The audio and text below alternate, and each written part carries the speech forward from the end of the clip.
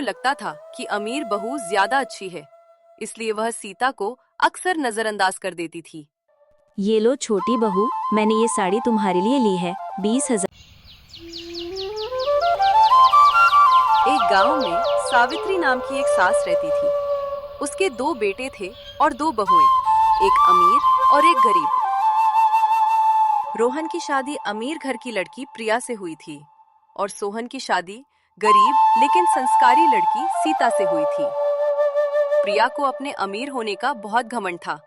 वह घर का कोई काम नहीं करती थी। सुनो बेटा, वो अंदर आई तो गेट बंद करना भूल गई, जरा बंद कर देना तो। माँ जी, मैं इतने बड़े घर से आई हूँ, ये छोटे मोटे काम मुझसे नहीं होंगे। लेकिन सीता बहुत मेहनती और संस्कारी थी। वह सुबह से रात तक घर का हर काम करती थी। सावित्री को लगता था कि अमीर बहू ज्यादा अच्छी है, इसलिए वह सीता को अक्सर नजरअंदाज कर देती थी। ये लो छोटी बहू, मैंने ये साड़ी तुम्हारे लिए ली है, 20,000 की। एक दिन अचानक सावित्री बीमार पड़ गई।